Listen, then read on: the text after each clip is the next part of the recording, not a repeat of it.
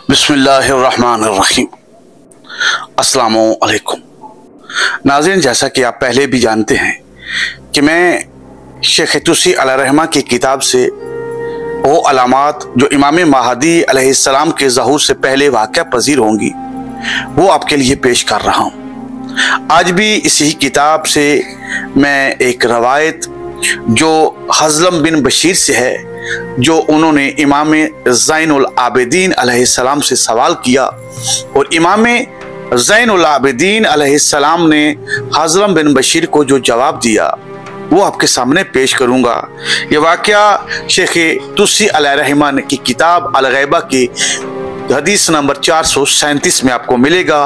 उर्दू तर्जमे में 629 page number पर मिलेगा और हदीस का नंबर है 437। अगर कोई भाई पढ़ना चाहे तो वो पढ़ सकता है। हज़लम बिन बशीर से रवायत है कि मैंने इमाम अली बिन अल हुसैन ज़ैनुल आबिदीन अलैहिस्सलाम से अर्ज किया, मुझे इमाम महदी अलैहिस्सलाम के ज़हूर के मुतल्लिक कुछ फरमाएं कि इनकी ज़हूर की अलामात क्या क्या हैं। इमाम अलैहिस्सलाम ने फरमाया कि ज़हूर इमाम महदी अलैहिस्सलाम से पहले एक शख्स खरूज करेगा जिसका नाम औफ बिन सलमा होगा और वह जजीरा से खरूज करेगा। इसका मरकज तकरियत होगा और मस्जिद दमिश्क में इसका कत्ल होगा। फिर समरकंद से शोएब बिन साले खरूज करेगा। फिर सुफियानी मलऊन वादी याबस से खरूज करेगा जो उत्बा बिन अबू सुफियान की औलाद में से होगा।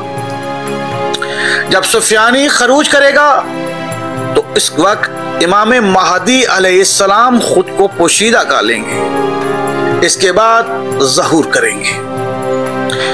इसी तरह रसूलुल्लाह सल्लल्लाहु अलैहि वसल्लम से रवायत है कि आपने फरमाया, कज़वीन से एक शख्स खरूज करेगा जिसका नाम एक नबी का नाम होगा। लोग इसकी इताअत में बहुत जल्दबाजी से काम लेंगे, लेकिन इसके खौफ से मुशरिक और मोमिन से पहाड़ भर जाएंगे।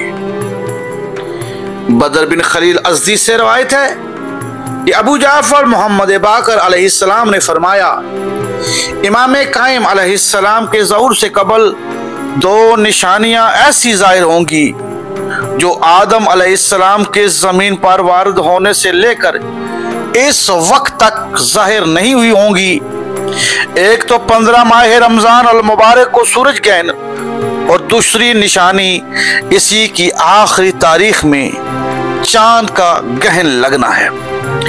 ये सुनकर एक शख्स ने अर्ज किया, फर्जंदे रसूल, सूरज ग्रहण तो महीने की आखिरी तारीख में हुआ करता है और चांद ग्रहण निसफ में। तो इमाम अबू जाफर अलैहिस्सलाम ने फरमाया, तुम जो कुछ कहना चाहते हो मैं जानता हूं, लेकिन ऐसी निशानी हजरत आदम अलैहिस्सलाम के जमीन पर उतरने से लेकर इस वक्त तक कभी रूनमा न होगी, इसलिए ये इसके उल्ट होगा जो जमीन पर दलील बनेगी। नाज़रीन, ये हदीस जो मैंने आपके सामने पेश की हैं, ये शेख तुसी अलैहिर्रहमा ने अपनी किताब अल-ग़ैबा के अंदर मौजूद है। को पढ़ना चाहे तो वो पढ़ सकता है। दुआओं में याद रखिएगा। अस्सलामु अलैकुम।